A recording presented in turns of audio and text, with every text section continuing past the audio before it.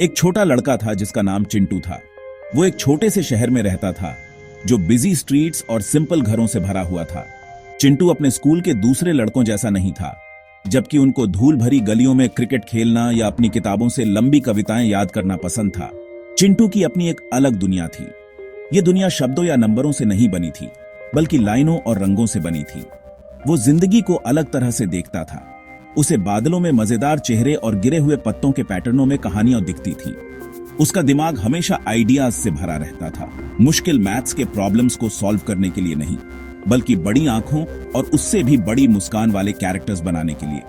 वे उसके दोस्त थे जो चुपचाप उसकी इमेजिनेशन में रहते थे।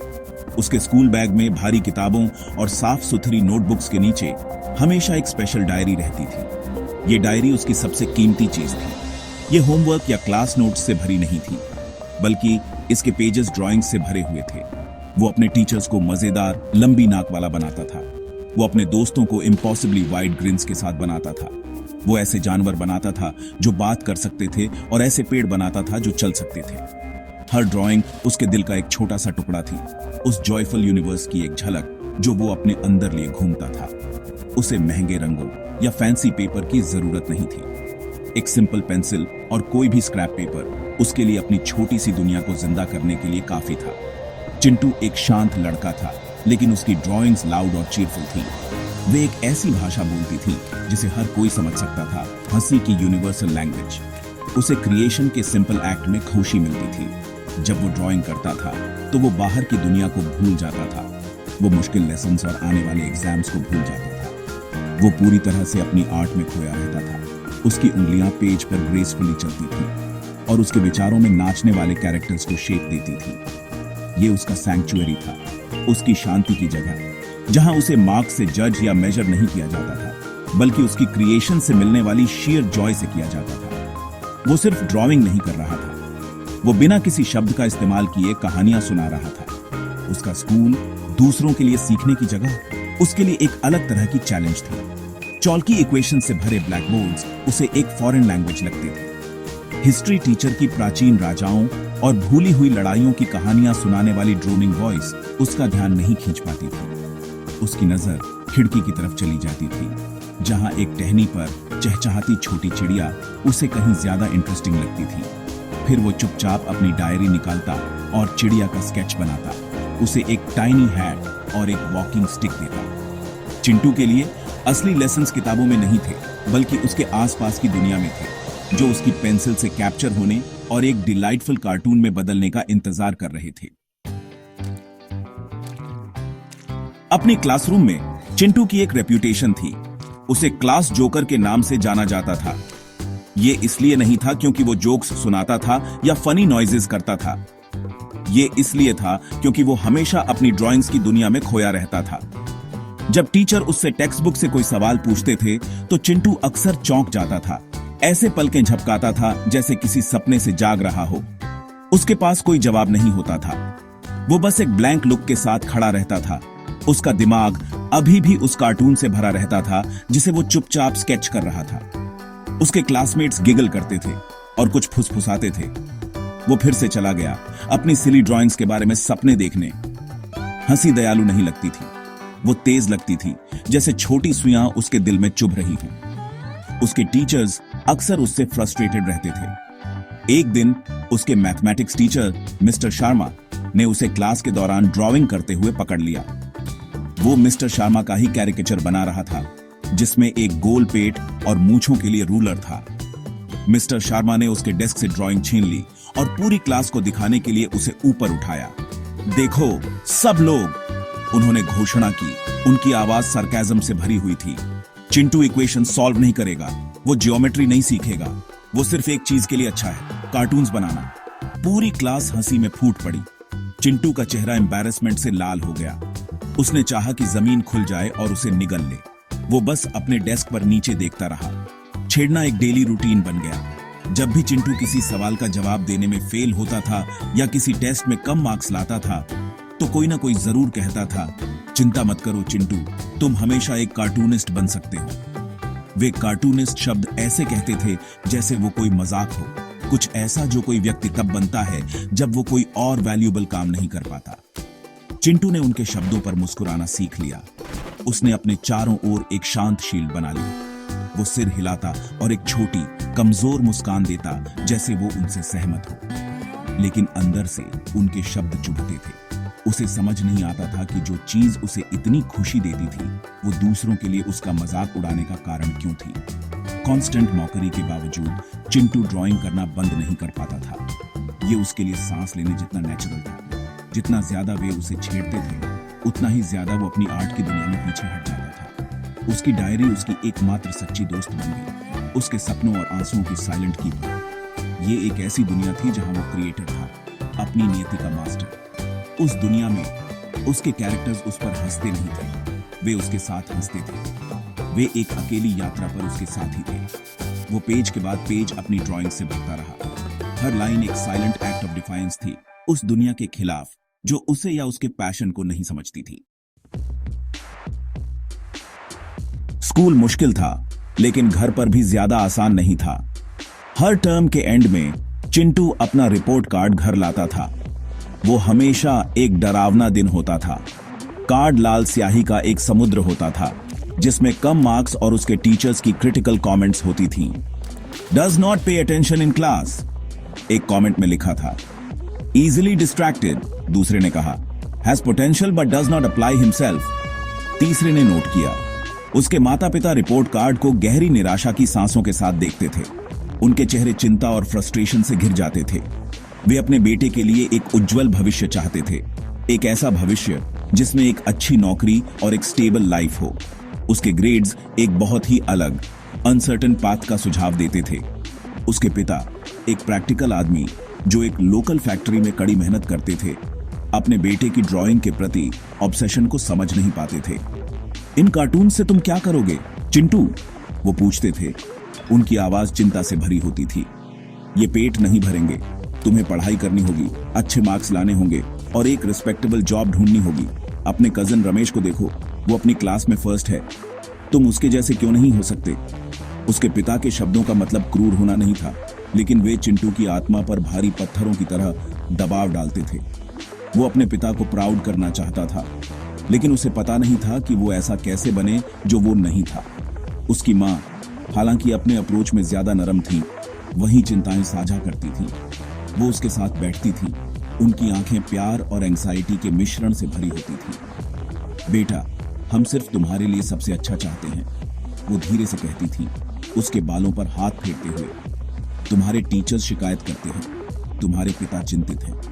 कृपया अपनी पढ़ाई में थोड़ी ज्यादा मेहनत करो, सिर्फ हमारे लिए। तुम अपने फ्री टाइम में ड्रॉ कर सकते हो, लेकिन तुम्हारी एजुकेशन सबसे पहले आनी चाहिए। चिंटू चुपचाप सिर हिलाता, अपनी आर्ट के लिए महसूस की गई आग को समझाने में असमर्थ। वो उन्हें कैसे बताता कि उसके लिए ड्राइंग सिर्फ एक हॉबी नहीं थी, ये वही था जो वो था। ये दुनिया को समझने का उसका तरीका था। तो चिंटू ने एक डबल लाइफ जी। दिन के दौरान वो ऐसा बेटा बनने की कोशिश करता जो उसके माता पिता चाहते थे। वो अपनी किताबें खोलकर बैठता, पढ़ाई करने का नाटक करता, उसका दिमाग दूर भटकता रहता। उसे उन्हें निराश करने के लिए, उनकी कांस्टेंट चिंता का कारण बनने के लिए गिल्टी महसूस होता था। उनकी एक्सपेक्टेशंस का बोझ बहुत ज्यादा था। वो अपने परिवार से बहुत प्यार करता था और उनकी आंखों में उदासी देखकर उसे दर्द होता था। लेकिन उसके पैशन की पुकार इतनी तेज थी कि उसे इग्नोर नहीं किया जा सकता था। वो दो दुनियाओं के बीच फंसा हुआ महसूस करता था। वो दुनिया जो उसके माता पिता ने उसके लिए सोची थी, और वो दुनिया जिसे वो खुद बनाने के लिए बेताब था। जब घर शांत हो जाता और सब सो जाते, तो एक अलग चिंटू सामने आता। ये वो समय था जब वो सचमुच आजाद होता था। रात का शांत अंधेरा उसका स्टूडियो था। एक छोटी टेबल लैंप की सॉफ्ट ग्लो में वो अपनी सीक्रेट डायरी और अपनी पेंसिल्स निकालता। बाहर की दुनिया सो रही थी, लेकिन उसकी इमेजिनेशन पूरी तरह से जागी हुई थी। ये उसका सीक्रेट टाइम था, कुछ कीमती घंटे जब वो बिना किसी जजमेंट या रिडिक्यूल के खुद हो सकता था। एकमात्र आवाज उसके पेंसिल की पेपर पर हल्की स्क्रैचिंग थी, क्रिएशन की एक शांत सिम्फनी जो उसके कमरे की खामोशी को भर देती थी। वो घंटों तक ड्रॉ करता रहता, समय का ख्याल ही नहीं रहता। उसकी उंगलियां ग्राफाइट से सनी हुई पेज पर उड़ती रहती। उसने नए कैरेक्टर्स बनाए, हर एक की एक यूनिक पर्सनालिटी थी। एक बहादुर छोटी माउस थी जो उड़ने का सपना देखती थी। एक ग्रम्पी बेयर था जिसे चुपचाप डांस करना पसंद था, और एक मिस्चीवस मंकी था जो जंगल में सबको प्रैंक्स करता था।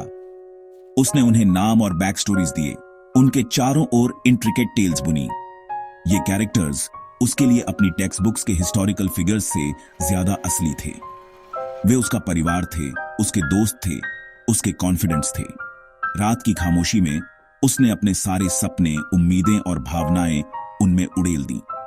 ये नाइटली रिचुअल उसका एस्केप था, लेकिन ये उसकी ट्रेनिंग भी थी। हर ड्राइंग के साथ वो बेहतर होता गया। उसकी लाइंस ज्यादा कॉन्फिडेंट हो गईं, उसके कैरेक्टर्स ज्यादा एक्सप्रेसिव। उसने शेडिंग, पर्सपेक्टिव और कॉम्पोजिशन सब कुछ खुद ही सीखा, एंडलेस आवर्स की प्रैक्टिस के जरिए। उसने पुराने न्यूज़पेपर्स और मैगजीन्स में मिले फेमस कार्टूनिस्ट के काम का अध्ययन किया, अपनी खुद की सीक्रेट स्कूल में मास्टर से सीखा। वो सिर्फ डूडलिंग नहीं कर रहा था, वो अपनी क्राफ्ट को ऐसी डेडिकेशन के साथ निखार रहा था जो किसी को नहीं पता था कि उसके पास थी। वो अपने स्किल्स बना रहा था, एक सीक्रेट ड्राइंग एक बार में, एक ऐसे भविष्य के लिए तैयारी कर रहा था जिसे सिर्फ वही देख सकता था। कभी कभी उसकी मां पानी पीने के लिए जाग जाती और उसके दरवाजे के नीचे से रोशनी देखती। वो धीरे से नॉक करती और कहती, चिंटू, बहुत देर हो गई है, तुम्हें सो जाना चाहिए, कल स्कूल है। वो जल्दी से अपनी ड्राइंग्स छुपा देता और सोने का वादा करता। उसका दिल पकड़े जाने के डर से धड़कता रहता, लेकिन जैसे ही उसे अपने कदमों की आवाज दूर होती सुनाई देती, वो फिर से अपनी डायरी निकाल लेता। ड्रॉ करने की इच्छा एक शक्तिशाली फोर्स थी, एक भूख जिसे उसे शांत करना था। ये सीक्रेट, चुराए हुए घंटे वो फाउंडेशन थे जिस पर वो अपना सपना बना रहा था, एक एक ईंट चुपचाप। इस तरह साल बीत गए। मेरी ड्राइंग्स का कलेक्शन बढ़ता गया, कई डायरीज और स्केचबुक्स भर गईं। वे मेरे बेड के नीचे एक पुरानी डस्टी ट्रंक में छिपे हुए थे, मेरी सीक्रेट लाइफ का एक ट्रेजर ट्रोव। एक शाम एक लोकल साइबर कैफे में इंटरनेट ब्राउज करते हुए मुझे यूट्यूब नाम का एक प्लेटफॉर्म मिला। मैंने देखा कि लोग सभी तरह के वीडियोस अपलोड कर रहे थे, सिंगिंग, कुकिंग और यहां तक कि एनिमेशंस भी। मेरे दिमाग में एक आइडिया चमका, उम्मीद की एक छोटी सी लॉ। क्या होगा अगर मैं अपने कार्टून्स दुनिया के साथ शेयर कर सकूं?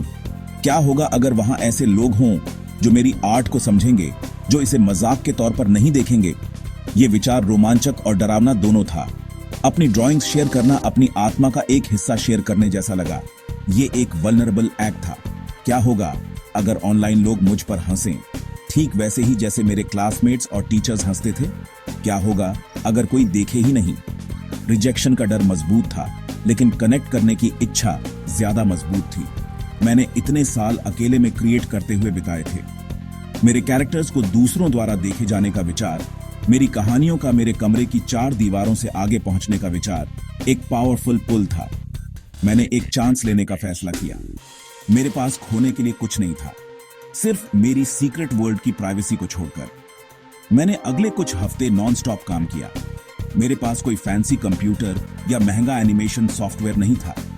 मेरे पास सिर्फ मेरा मोबाइल फोन, मेरा ड्राइंग डायरी और एक सिंपल वीडियो एडिटिंग ऐप थी। मैंने एक क्लमजी लेकिन काइंड हार्टेड रोबोट के बारे में एक शॉर्ट कार्टून स्टोरी बनाई जो सिर्फ दोस्त बनाना चाहता था। मैंने हर फ्रेम हाथ से ड्रॉ किया, उसकी फोटो अपने फोन से ली और फिर इमेजेस को पेनस्टेकिंग तरीके से एक साथ जोड़कर एक सिंपल एनिमेशन बनाया। ये एक धीमा और लेबोरियस प्रोसेस था। मैंने अपना पूरा दिल और आत्मा इसमें लगा दी, यह सुनिश्चित करते हुए कि हर लाइन और हर एक्सप्रेशन एकदम सही हो। आखिरकार वो दिन आ गया। कांपते हाथों और तेजी से धड़कते दिल के साथ मैंने एक YouTube चैनल बनाया। मैंने इसे चिंटूज टून्स कहा। मैंने एक गहरी सांस ली और अपलोड बटन पर क्लिक किया। जैसे जैसे प्रोग्रेस बार धीरे धीरे बढ़ता गया, होप और एंजाइटी का मिश्रण मुझ पर छा गया। मेरे छोटे रोबोट की कहानी अब मेरी अपनी नहीं थी। इसे इंटरनेट के विशाल अज्ञात समुद्र में भेजा जा रहा था। मैंने अपनी आंखें बंद की और एक साइलेंट विश की, एक छोटी सी प्रार्थना कि मेरी क्रिएशन को अजनबियों के दिलों में एक सेफ हार्बर मिलेगा। मैंने अपना पहला कदम उठाया था, एक नए और अनसर्टेन वर्ल्ड में एक लीप ऑफ फेथ। पहले कुछ दिनों तक ज्यादा कुछ नहीं हुआ। मेरे वीडियो पर व्यूज की संख्या बस, आप जानते हैं, स्टबनली कम रही।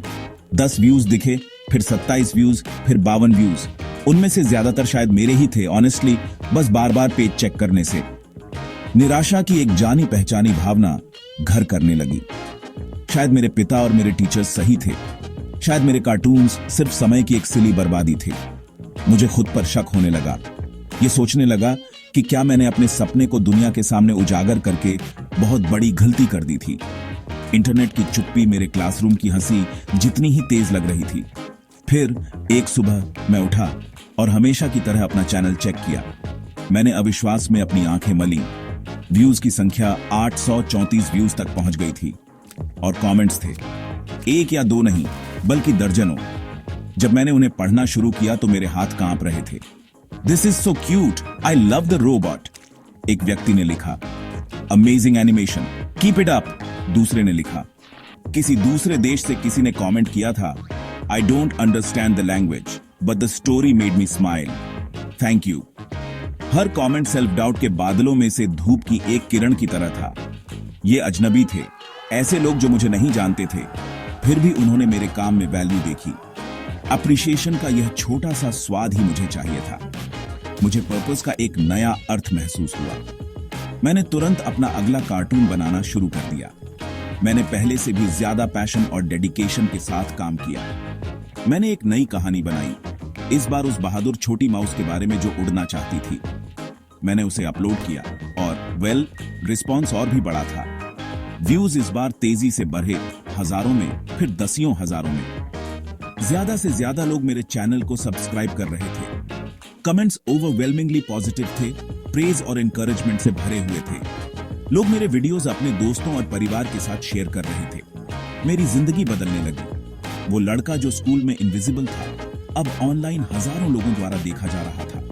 वो आवाज जो क्लासरूम में हमेशा शांत रहती थी, अब मेरी आर्ट के माध्यम से एक बराते हुए ऑडियंस से बात कर रही थी। मुझे आत्मविश्वास की एक ऐसी भावना महसूस होने लगी जो मैंने पहले कभी नहीं जानी थी। मुझे एहसास हुआ कि मेरा पैशन कोई कमजोरी नहीं था, बल्कि एक यूनिक स्ट्रेंथ थी। दुनिया मेरे छोटे से शहर और मेरे स्कूल से कहीं ज्यादा बड़ी जगह थी, और इस बड़ी विस्तृत दुनिया में मेरे और मेरे सपनों के लिए एक जगह थी। मेरा छोटा सा YouTube चैनल मेरा स्टेज बन रहा था। गति रुकने वाली नहीं थी। मेरा चैनल एस्टाउंडिंग पेस से बढ़ा। हर नया कार्टून जो मैं अपलोड करता था, उसे पिछले से ज्यादा उत्साह मिलता था। मेरे सिंपल हाथ से बनाए गए एनिमेशंस जो दिल और ह्यूमर से भरे थे, हर उम्र के लोगों के साथ रेजोनेट हुए। मेरे व्यूज की संख्या 1 लाख पार कर गई, फिर 5 लाख। संख्याएं ऑनेस्टली डिजीइंग थी। जो एक छोटे अंधेरे कमरे में एक सीक्रेट हॉबी के रूप में शुरू हुआ था, वो अब एक पब्लिक फिनोमिनन था। मुझे फैंस से ईमेल्स मिले, एस्पायरिंग आर्टिस्ट से सलाह मांगने वाले मैसेजेस मिले, और यहां तक कि ब्रांड से भी छोटे ऑफर्स मिले जो मेरे साथ कोलैबोरेट करना चाहते थे। दुनिया आखिरकार सुन रही थी।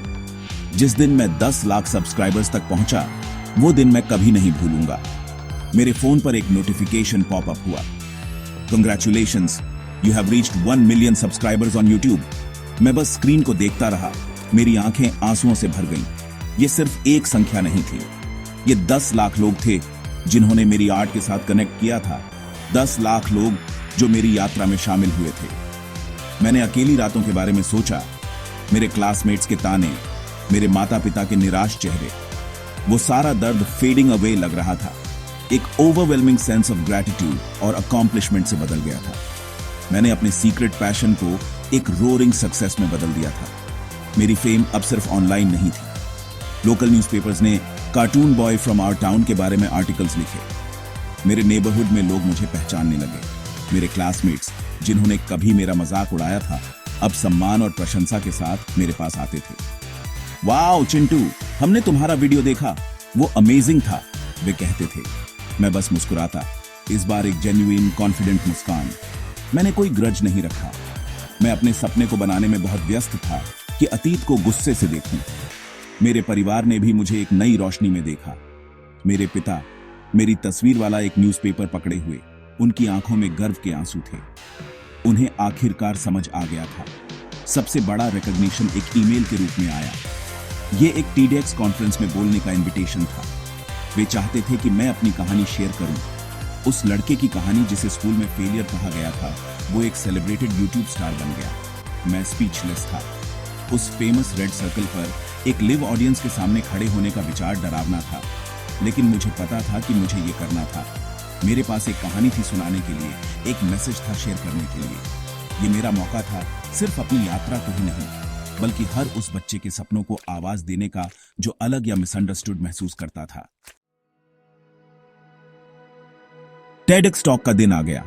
ऑडिटोरियम खचाखच भरा था, रोशनी तेज थी और चुप्पी एंटिसिपेशन से भरी हुई थी।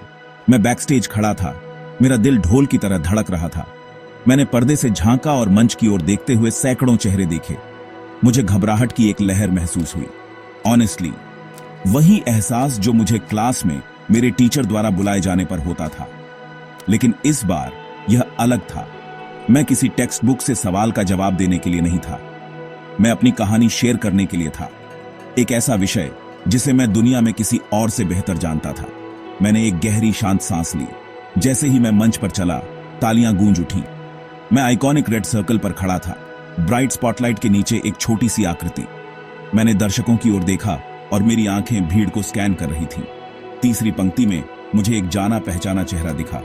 वो मेरे पुराने मैथमेटिक्स टीचर मिस्टर शर्मा थे। हमारी आंखें एक पल के लिए मिली। मिस्टर शर्मा अब बूढ़े हो गए थे, उनके बाल ज्यादा ग्रे थे, लेकिन मैंने उनकी आंखों में वो लुक पहचान लिया था। वो सार्केज्म या फ्रस्ट्रेशन नहीं था, वो ऑ, वंडर और प्राइड का लुक था। उनकी आंखों से धीरे धीरे आंसू बह रहे थे। उसी पल मेरे दिल से सारा पुराना दर्द गायब हो गया। मैंने बोलना शुरू किया। मेरी आवाज स्टेडी और क्लियर थी। मैंने अपनी सफलता या अपनी फेम के बारे में बात नहीं की। मैंने क्लासरूम के पीछे वाले लोनली लड़के के बारे में बात की। मैंने सीक्रेट डायरी और देर रात में बनाई गई ड्राइंग्स के बारे में बात की। मैंने अलग होने के डर और मिसअंडरस्टूड होने के दर्द के बारे में बात की। मैंने अपनी यात्रा को ईमानदारी और सादगी के साथ शेयर किया और दर्शकों ने पूरी तरह से कैप्टिवेटेड होकर सुना। मैंने अपना पहला कार्टून क्लमजी रोबोट अपने पीछे बड़ी स्क्रीन पर प्रोजेक्ट किया। पूरा ऑडिटोरियम मुस्कुराया, उसकी सिंपल इनोसेंस से चार्म होकर। मैंने एक अकेले सपने की शक्ति और उसे पकड़े रखने के साहस के बारे में बात की, जब कोई और विश्वास नहीं करता। मैंने दर्शकों को बताया कि छेड़छाड़ और कम मार्क्स मुझे छोटा और वर्थलेस महसूस कराते थे, लेकिन ड्राइंग के लिए मेरा पैशन एक छोटी सी रोशनी थी जो बुझने से इनकार कर रही थी। वो सबसे अंधेरी रातों में मेरा गाइडिंग स्टार थी। मैंने समझाया कि सफलता दूसरों को गलत साबित करने के बारे में नहीं थी, बल्कि खुद के प्रति सच्चा होने के बारे में थी। जैसे ही मैंने अपने पुराने टीचर को देखा, मुझे फॉरगिवनेस और ग्रैटिट्यूड का एहसास हुआ। मिस्टर शर्मा के शब्द हालांकि हार्श थे, उन्होंने अनजाने में मुझे अपना एक यूनिक पाथ खोजने के लिए प्रेरित किया था। मेरे टॉक के आखिरी पलों में मैंने अपना सबसे जरूरी मैसेज शेयर किया। बहुत समय तक, मैंने कहा, मेरी आवाज इमोशन से गूंज रही थी। मैंने वही माना जो सब मुझे कहते थे। मैंने माना कि मैं एक जोकर हूं, एक फेलियर हूं। मैंने सोचा कि मेरे सपने सिली और वर्थलेस हैं, क्योंकि वे रिपोर्ट कार्ड के नीट बॉक्सेस में फिट नहीं होते थे। लेकिन मैंने अपनी यात्रा में एक बहुत जरूरी बात सीखी। ड्रीम साइजेस में नहीं आते।